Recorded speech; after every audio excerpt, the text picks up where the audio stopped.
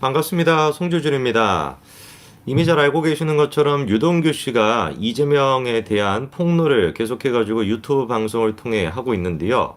근데 이제 뭐 사실 우리가 이재명에 대한 범죄 혐의가 됐거나 이런 것들은 워낙에 복잡하기도 하고 지금 뭐 안 건드리는 분야가 없다 보니까 뭐 세상 천재 뭐 이런 사람이 있었나 싶을 정도로 지금까지 대한민국 정치판에 나왔던 범죄 혐의, 특히나 이제 뭐 부정부패와 관련된 범죄 혐의, 이거에 진짜 총망라하는 게 이제 이재명이다. 제가 보기엔 그렇습니다. 그래서 앞으로 뭔가 국회의원들 새로 이제 뽑고 했었을 때 교육 같은 걸 시킬 때 다른 거 필요 없어. 그냥 이재명에 대한 백서를 만들어 가지고 이것만 공부를 시키더라도 내가 이런 부정부패를 저지르면 안 되겠구나. 이런 거는 진짜 이렇게 문제가 될 수가 있구나. 이런 거를 저지르게 됐을 때는 평생 동안 내가 구속이 돼 가지고 못 나올 수도 있겠다. 이거에 대한 명확한 공부가 될 정도로 뭐 다른 거 필요 없습니다. 이재명 백서만 있으면 돼요. 근데 너무 복잡하고 너무 많다 보니까 사실 우리가 유동규 씨가 지금 이제 해주고 있는 폭로의 내용들도 이제는 좀 뭔가 뭐 범죄 혐의에 대한 거야 워낙에 이제 뭐 많이 들었으니까 우리가 좀 알려지지 않은 그런 좀 내용들을 얘기해 주면 좋겠다 싶었는데 하필이면 이번에 딱 그런 얘기를 해주더라고요. 사실 우리가 이재명 하면 제일 궁금한 게 뭐였습니까? 뭐 이것도 좀 제 입에 담기가 좀 뭐 좀 더럽긴 한데 이제 뭐 김현지 씨와 관련된 내용들 뭐 이제 뭐 결혼 생활을 하고 있었음에도 불구하고 김현지랑 뭐 그런 관계였던 거 아니냐 뭐 이런 식의 논란이 지난 대선에도 있었죠. 그리고 이제 대선뿐만 아니라 과거로 더 거슬러 올라가 가지고 이재명이가 성남시장일 때부터 그때부터 이제 거론이 됐던 게 김현지 전에 있던 게 김부선 씨였습니다.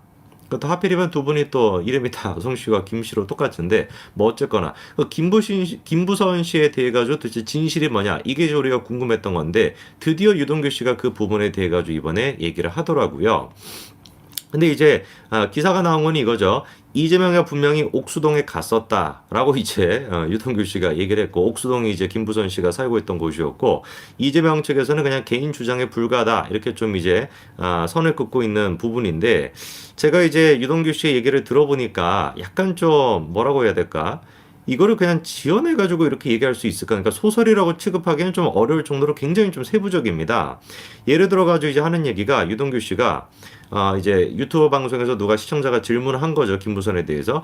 그래서 안 그래도 자기도 물어봤다는 거죠. 왜냐하면은 많은 사람들이 그때 당시에 김부선 문제로 뭐 이재명을 공격하고 있다 보니까 아니 우리가 이거를 왜 가만히 놔둬야 되냐? 김부선을 좀 고소를 해야 되는 거 아니냐? 난리가 났는데 왜 이렇게 가만히 두냐? 라고 이제 질문했더니만 이재명이가 그 얘기를 듣고 아무 얘기도 안 했다라는 거예요. 원래 우리가 이재명의 그 성격을 생각해 보면은 진작에 이제 뭐 김부선에 대해 가지고 뭐 고소라는 수준을 넘어가지고 흔히 이제 우리가 하는 얘기 중에 뭐 드럼통 얘기도 많이 하지 않습니까? 이재명을 비판했다가는 드럼통에서 발견될 수 있다 뭐 이런 얘기도 하는데 진짜로 김부선 씨 같은 경우는 뭐 드럼통에서 발견이 될 만한 그런 느낌도 좀 있었거든요. 그 워낙에 폭로의 수위가 세다 보니까.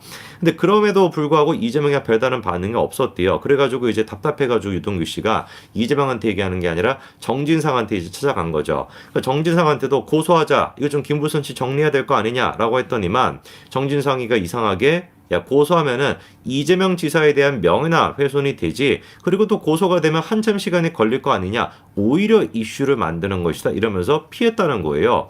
더더욱 이제 이해가 안 되는 거죠. 뭐 이재명이야 그렇게 얘기할 수 있다라고 해도 정진상까지도 비슷한 취지로 얘기하니까 유동규 씨가 너무 답답해가지고 나중에 재차 이제 이재명한테 또 물어본 겁니다. 아니 선거 때마다 이 얘기가 나오는데 도저히 자기가 이해가 안 돼가지고 솔직하게 뭔 일 있는 거 아닙니까?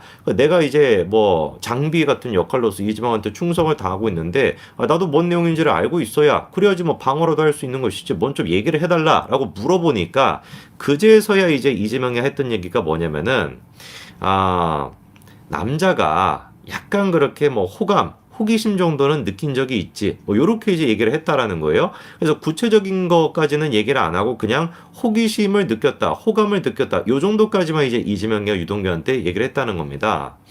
근데 사실 뭐 이거는 실토한 거나 다름없지 않나요? 그렇잖아요. 그러니까 이재명이가 유동규 씨한테 내가 김부선에 대해서 호감을 느낀 적이 있다. 호기심을 느낀 적도 있다. 그것도 그냥 갑자기 뜬금없이 했던 얘기가 아니라 김부선 씨가 무슨 뭐 그런 어떤 뭐 관계가 있었다. 내연 관계였다라고 주장을 하고 있는데 어떻게 대처해야 됩니까? 라고 질문하는 와중에 이재명이 그렇게 답변했으니까 제가 보기엔 사실상 뭐 실토한 거나 다름없어 보이거든요. 유동규 씨의 주장에 따르면. 그리고 심지어 유동규 씨가 하는 얘기가 차를 타고 어떻게 했다라는 거예요. 김부선 씨의 자택에 있는 옥수동까지도 갔다라는 거죠.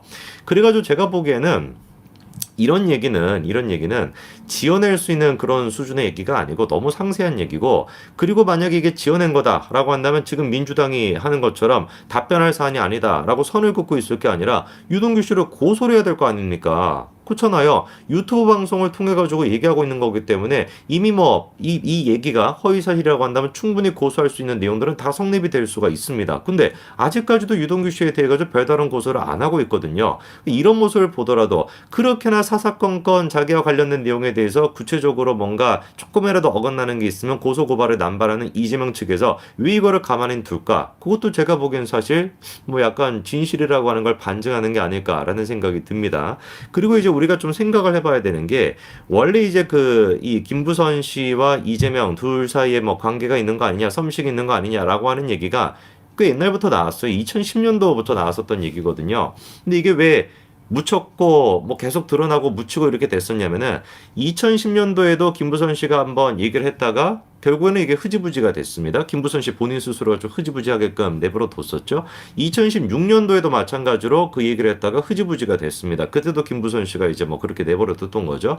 그리고 이제 지난 대선이 돼가지고 다시 이제 김부선 씨가 나와가지고 본인 스스로 뭐라고 했냐.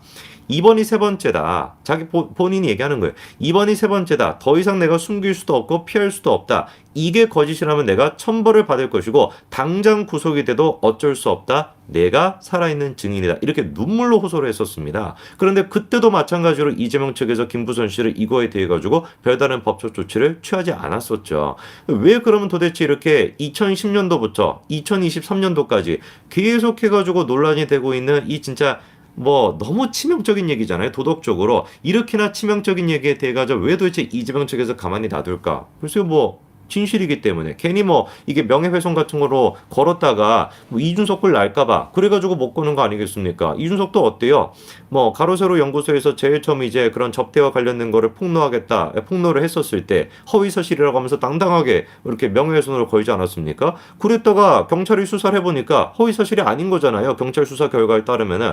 그래가지고 이제 가로세로 연구소 측에서 무고죄로 또 고소를 해가지고 그것 때문에 지금 또 처벌을 받게 생기는 와중이다 보니까 아마 이재명이도 이준석이랑 이재명 또 이름도 또 둘이 비슷하잖아요. JM, JS 해가지고 합치면 이제 JMS가 되는데 뭐 어쨌거나 이름도 비슷한 이준석을 보면서 야 나도 저 꼴이 날 수 있을까? 그래가지고 제가 보기엔 고소를 못하는 것 같아요. 그렇지 않습니까? 제가 보기 이거말로 가장 강력한 증거인 것 같아요. 유동규를 왜 도대체 이 부분에 대해서 고소하지 않을까? 그리고 왜 김부선 씨를 이 사안에 대해 가지고 고소하지 않을까? 저는 이것이야말로 가장 강력하게 뭔가 둘 사이에 그게 뭐 내연이 됐는지 뭔지는 모르겠지만 뭔가 좀 좋지 않은 부적절한 그런 게 있지 않았을까라고 우리가 충분히 생각해 볼 수 있는 근거가 아닐까 싶습니다. 저도 궁금하고 뭐 영상을 보시는 모든 분들도 궁금하고 심지어 그 개딸들 또한 마찬가지로 이 부분에 대해서 제일 관심이 많을 거예요. 우리가 사랑을 독차지해야 되는데 김부서 같은 인간이 막 사랑을 받고 있으니까 얼마나 또 스트레스를 받겠습니까? 모두의 행복을 위해서라도 제발 이재명 대표님 뭐 유동규 씨가 됐거나 김부선 씨가 됐거나 이 사안에 대해서 고소를 좀 해주셔가지고 진실이 무엇인지 밝혀주시기 바랍니다. 이런데도 고소를 안 한다면은 뭔가 감추고 싶은 게 있나 보다 라고 생각할 수밖에 없겠죠. 여기까지 말씀드리겠습니다. 감사합니다.